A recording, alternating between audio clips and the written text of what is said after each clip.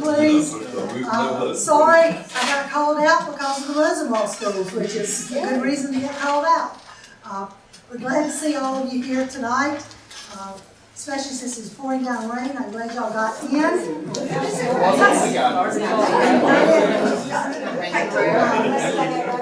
glad you got in before it started raining. If I seem a little discombobulated tonight, I will tell you that I broke my glasses and I think these are 2 glasses prior to the ones I normally wear. So if I look at you funny, it's not because I'm looking at you funny, it's because, boy, my eyesight is completely off. Okay, we have a number of things that need to have a real busy night tonight, plus a wonderful program that we're all looking forward to. The first order of business, I'm going to turn it over to Sheila, and she's going to tell us how we're doing financially, and then we have some business to deal with. Okay. Got a CD balance of $1,800. If you will recall, at our last meeting, it had matured, and I added a little bit of money from our checking account to it and made it $1,800 even. All of our accounts are with Town Bank. The historical publishing balance is $734.06 in that account. And you may want to explain what that account actually is, Barbara. And the checking account balance is $635.40, and that's as of September the 14th. So the $25 dues is helping tremendously. So thank y'all for all your dues. So paying all your dues. Okay. Oh, that's just 10. The publishing account is a separate account that we started back in the 70s when we first published our first book. And we tried to keep $2,000 in that account. I used to laugh and say when we got $2,000, it was time to publish again. So we published the journal. All 3 of the journals came to that account, and the heritage book.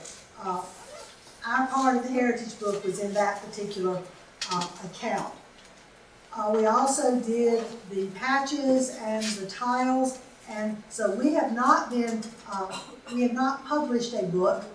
That is going to change pretty soon.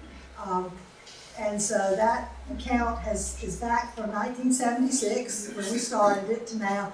And remember my letter to you when I said we needed to raise our dues? The reason we needed to raise our dues was because we had been living off what we accumulated during the tricentennial of the county and the bicentennial of the county. And as you can see by that account, we've been living good off of those ladies' work for a long time. Now, I said we had some business to take care of. One of the things that came up after we raised the dues was that there are people, families, that have multiple members. Husband and wives who are members, people who have children who are members, etc. And it was suggested that we consider a special family rate for someone who has more than one member. I bring that to you as a suggestion from a member of our society, and it's open for discussion. Because, well, this particular person, I know one family in here has 4 members, and that at $25 a piece, that would be a sizable amount. So, talk to me, people. It sounds reasonable to me. I don't know what amount you want to put it at, but I think family should have a range, special range. All right, what would y'all like to say? $35? That one person would pay the 25 and then 10 would allow the other members, or? Sounds reasonable. All right, may I have a motion to that effect? I move that the dues be set for family at $35. Is there a second? All right, all in favor, please say aye. Aye. Opposed? Okay. All right, for the ones of you who've already paid your dollar, it doesn't help you this year, but it'll help you next year. And some people have not some people have not made their dues for the year, so it will help some of those. All right, that is, Monica, our secretary, has a resolution that we would like to read. The resolution, this is normally what we do when a member of the society passes away who has been an active member of our organization. The person we're talking about is Jeannie Doxey. Jeannie Doxey was the president of this group. In fact, I turned the presidency over to her, like, I think in 1980. She headed our fundraiser, did our tiles. You remember our tiles, the tricentennial tile and the bicentennial tile, and then the patches that say Currituck County and the date of it. Jean headed that committee, besides serving as president for a number of years. Monica? Thank you. Before she reads it, real quick question. Are there any more tiles left, and are there any more patches left? There are patches left. There are a few patches. There are a gigantic bunch of patches left for all of you creative people. Now, the reason I tell you that, there was a mistake when we reordered the patches. It says we took the 1760 out because we knew that date was wrong. And so the person who made the patches thought we wanted to take all the dates. So it says Currituck County, has the picture of the seal, and then the bottom half is empty. So I am trying to figure out, I sent them back and they said that they could not read, they could not put them on the machine. I'm trying to find one of you crafty people to figure out how to put 1868 down there in the bottom. It's embroidered. Yeah. So if y'all think of a way you can do it, we've got lots of patches we'll be glad to give away to people. How many are there? I would say I have at least 100 or so. We do have about 50. Jean's husband called me the other day and said, I still have some patches that I need to turn over to the Historical Society. If you see the 1670 date, you will know it was our first run of patches, and then they have been changed. Okay, Monica, I'm sorry, I didn't mean to interrupt. Whereas it has been the will of Almighty God to remove from us Jean Doxey, who throughout the years served Currituck County loyally, generously, and unselfishly in the promotion, recording, and preserving of Currituck County history. Therefore, be it resolved that the Secretary does hereby record this expression of sincere and enduring grief, which has been sustained by the Currituck County Historical Society, of which she was a member, and it be further resolved that the original of this resolution is to be tendered to her family as an expression of heartfelt sympathy. Do I have a motion that we accept this resolution? I need that. Josh, second. All in favor, please say aye. Aye. And I will take that to her son tomorrow. One of the nice things about this resolution, we now have a seal that we can put on it, and Monica can show you how after the meeting, you can show them how it looks. Yeah, we'll just put it over in there so they can see. All right. Now, we need to come to old business. And tonight, we have an awful lot of old business. Okay? The first thing of our old business is I have an email from David Black. David Black is the architect and designer for the jail. The Currituck County Commissioners put in a special fund $200,000. That $200,000 will be to pay for the exterior of the jail. It will be done. It will also pay for the repointing. If you go into the side of the courthouse, you will see that there has been a lot of water damage, and Mr. Black and his group will be there to try to repoint that and correct that. I asked him to give me a report. He said, I'm waiting on the signed contract to allow me to come down to investigate the masonry repair to the courthouse. We will add the courthouse work to our revised drawing and be ready when they say to go. I'd expect construction to begin early in the year. So hopefully we will see some improvement in the jail on the exterior of the jail. The county has not yet authorized the interior work of the jail. But, so that's the first report. The second report is on the Rosenwald School. I hope all of you have noticed the difference in that school. And we have a group of young people to thank for that. Mary Simmons is the sponsor of the Currituck Junior Historians, and her students are the ones who went down there on that very, very hot day with some other adults that got roped into the project. But, and they spent a morning cutting and working and did a beautiful job on the Rosenwald School. We do not own that building. We keep saying that over and over again. The commissioners have taken the demolition order and said that they will give us 6 more additional months. So the demolition order was supposed to be reinstated in December, so we now have 6 more months. We have 2 prospects. One is a member of the family who says that she would like to do something with the building, which would be wonderful, and I would give her all the encouragement in the world except for one small problem. The property is only about 1/4 of an acre, and I'm not really sure what she can do. I mean, she can fix the building up, that's no problem, but in actually making it into something that she could use would be very hard. The other offer is Currituck Barbecue has expressed an interest in taking the building and moving it down to their site. And they would then restore it. They have been asking for help in getting the money to move it. Jeannie Murray gave me an estimate of moving it from the site it is now to the school of $20,000. I will assume that it probably will cost about that same amount to move it from the site down to Currituck Barbecue. I have checked with the people in Raleigh, and if he still makes it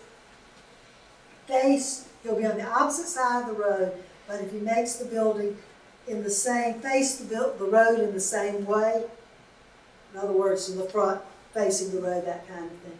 And because it is within a short distance of where the building was originally, they do not think it will damage its National Register nomination. We would have to get permission prior to the moving of it with the Park Service, Department of Interior to move it. That's the final thing.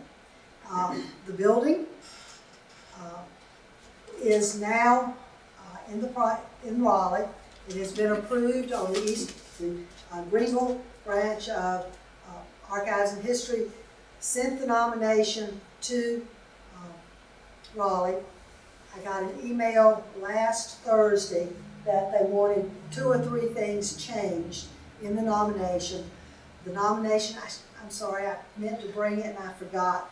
The nomination is about 70-some pages, but it is in Raleigh. It will be decided in October whether it will go from Raleigh up to DC.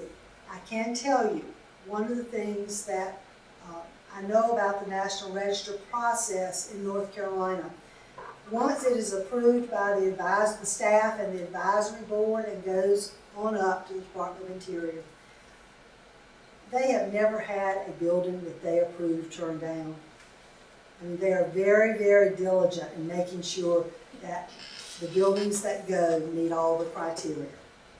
And they're also very, very diligent in making sure that the buildings that they bring before the advisory board with recommendations to be passed meet all the criteria. So I have a meeting October the 19th, I believe it is, in Raleigh.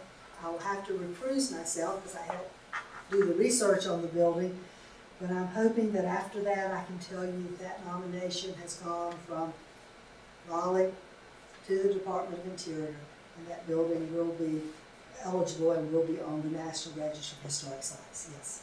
What are they planning to use it as a historic site? The family just said the person in the family just wanted to fix it up. I mean, the barbecue. The barbecue place wants to open it back up as it was, a 2-room school with a small auditorium area, and use it for displays of their product.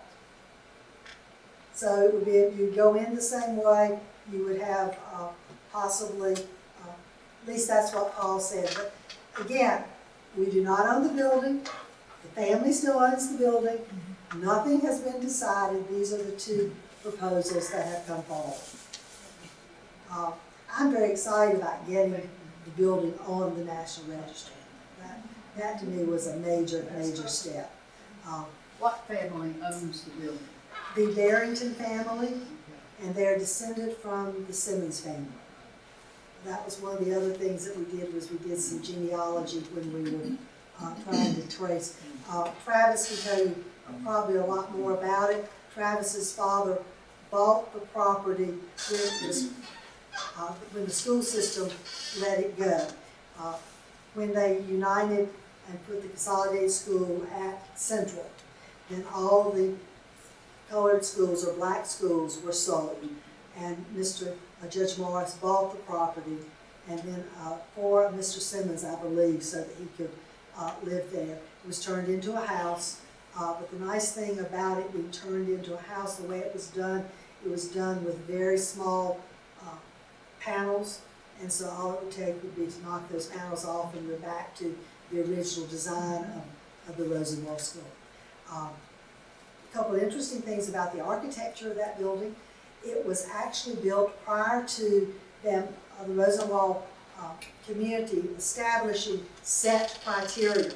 And so it really fits the drawing of something called a North Carolina State No. 2 school, which is the 2-room school and all this kind of thing. We have the drawings to show that, and showed how they changed the school a little bit to adapt it to, one of the things is windows. The Rosenwald schools, because they were concerned about sunlight, they had to have big windows with the sun coming directly in so the kids could see, and it meets all those kind of criteria.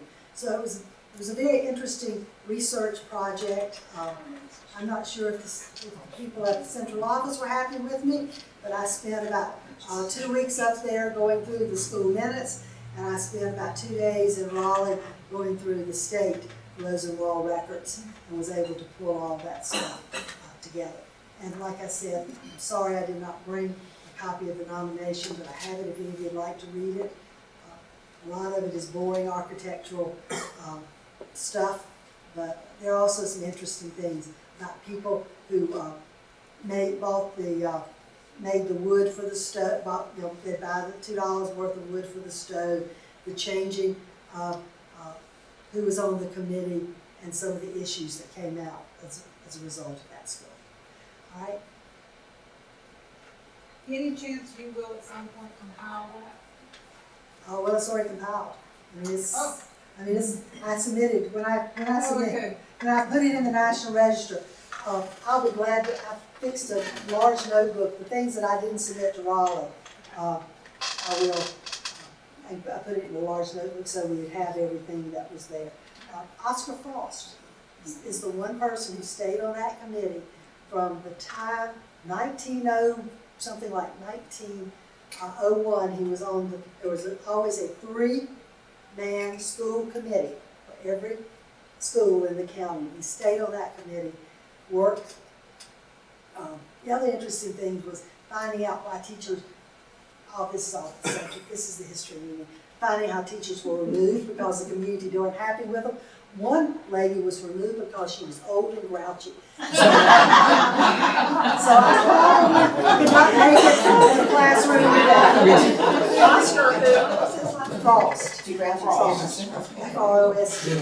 So like I said, I would probably not make it in the classroom today because I'm old and grouchy. Did he do any teaching? He taught. And he was the first black in the county to have a 4-year degree to teach. But in the minutes it says that he taught, and then it says he did not teach because he could not make a living teaching. He went back to farming here in the county. And one of the other things I found interesting was that Currituck, they had a way of ranking teachers, both black and white, based on the number of years of college they had, the professional development they did. Currituck ranked #1 because it was the only school system in the state of North Carolina that every single one of their black teachers had a 4-year degree. And you look at that, and look at the document and see, that's kind of neat to know that we write, it's where we write. And the other thing that happened, the other teachers again talked about their 4-year degree and what they came in. Yes, Jeannie? I would hope that if the barbecue place got that school and restored it, that they would have some of those Yes. things displayed. They have already agreed to that. They have agreed to that. Okay, the final thing that goes under old business has to do with the Civil War. I would like 2 gentlemen to stand. Eugene, you can stand up. Dennis, if you'll stand up, please.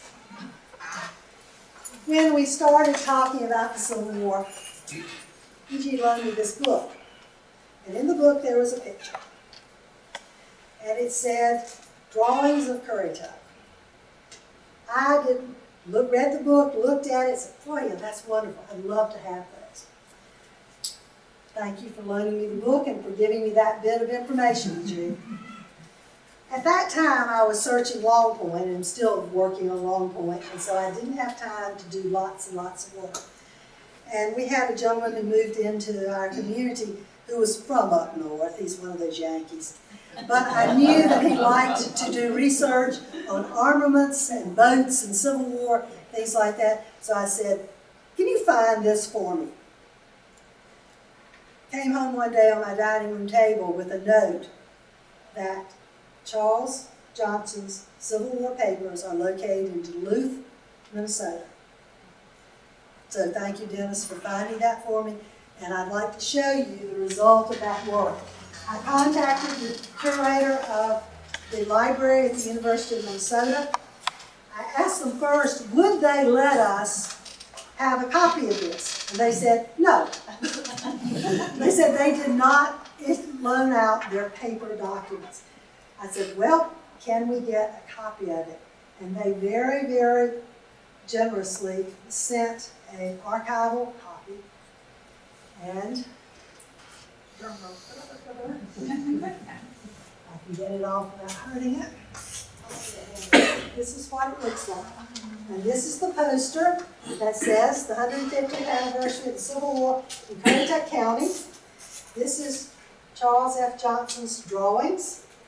I'll give you a chance to look at them very carefully later.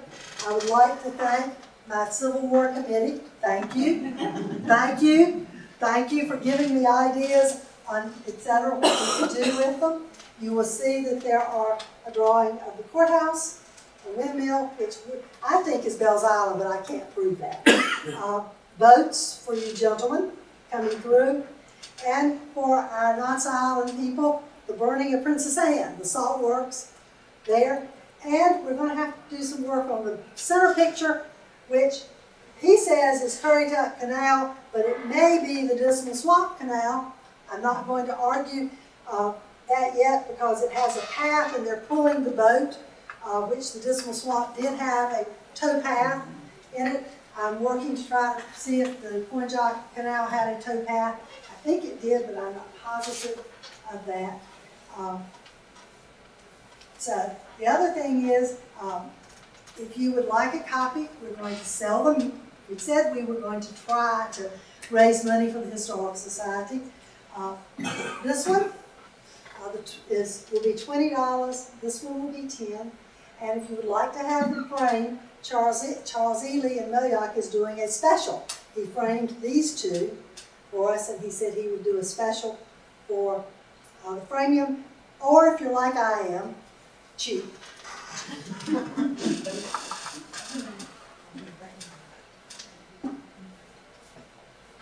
You have to do a little bit of trimming, but it'll fit in the poster frame. The only other thing about this Civil War pictures is that we would like to present one to the county so that they can display it at the courthouse.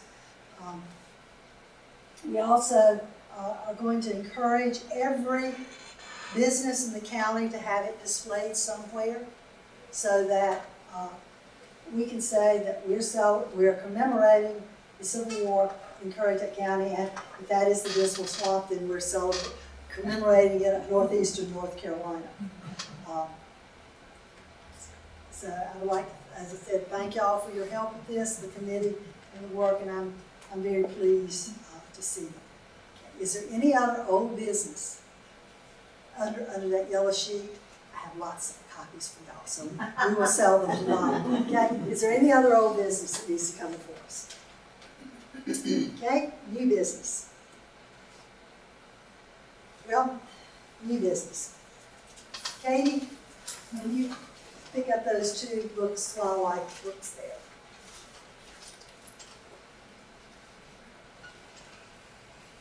Yes.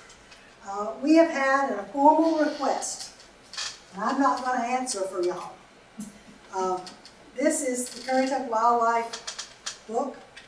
It is a very interesting book. It has lots of ads, but it has also lots of historical information.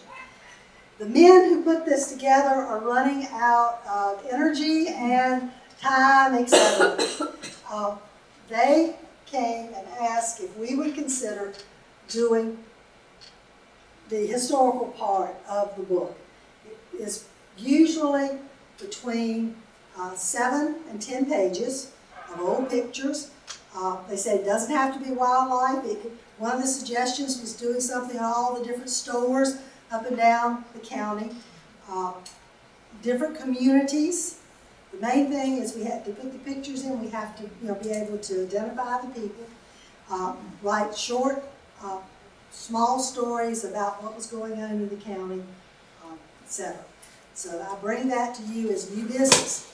It will be work. We will have to have a committee together, and some of you will have to put down your pen and start doing some writing again, and start looking through your old pictures and talking to your friends and seeing. Janet is smiling because she did the wildlife show for many, many years. I did the program for about 17 years, so it is a commitment. Now, so I said I could not commit for you. What is the pleasure of this group? But you first of all have to decide what you want to do.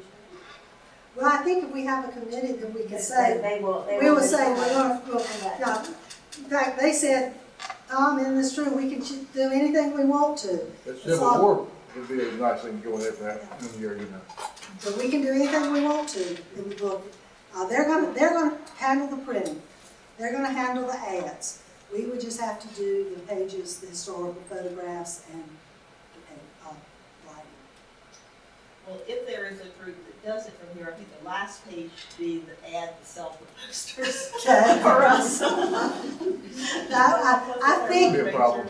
okay, the president of the Rotary Club said that would not be a problem. Okay? All right, can I have a motion? Because this is asking y'all to work.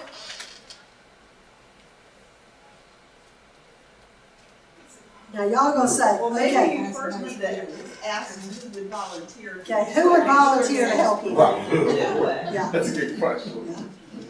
well, I've said I would work on it. Yeah, y'all could do nuts out of it. Yeah, I mean, I can do that. And, yeah, it's just, I mean, I can do that. and they're not talking about large stories, they're talking about maybe a page, 200 words. So, I will volunteer, anybody else? Well, I'll do that. Okay, I have 3 volunteers. Yeah, I mean, I'll Okay, all right, so we need to make it an official motion. Do we want, yes. You're gonna do one for us? I'll volunteer for the committee. Okay, all right. You've got lots of Monica, you got the committee down. I have volunteers, Jane Brumley. I wanna say Ms. Merrill, that's That's terrible. fine. Okay. Jeanette and Thompson. Yes. I'll work. And Janet Sawyer, and I'm gonna work, And she's gonna help me. and Jean's gonna help me. Jane. By the way, this was a wonderful book. on Hambone Twyford. If you've not seen it, it is a good book. Okay, I need an official motion to say we'll take this on as a project. I'll make the motion for us to take it on this point. Is there a second? Second. Okay, all in favor, please say aye. Aye. Jeannie, you're gonna help us, right? Yes. Jeannie's my editor. Jeannie's good at my editing. Okay, is there any other new business that needs to come before us? Okay, all right. The final thing, we have some post office records that were brought in from Knott's Island for y'all, that we're going to give to the library to be put in here. Also, since we're talking tonight about deeds being found, I got a letter the other day from a lady, never heard of her. She is in Yorktown, Virginia, and she said, here's a Currituck County deed, an 1845 deed that I think needs to go back in the county. So I laid that out, and I'll take it to the Register of Deeds to see if we have it, and we'll put it in the archives afterwards that. Okay. Now, that brings us to the important part, and the reason every single one of y'all are here. Every now and then, Jeannie, when I go in the library, Jeannie will say, "Did you know this? Did you find this?" Well, I'm very excited tonight to present our speaker. It's Jeannie Murray. She's a retired teacher. She loves history. She loves stories, especially, that she can tie to things. And she is going to tell us about some material that was found in Moyock and the Elizabeth Jarvis Campbell papers. Okay, Jeannie?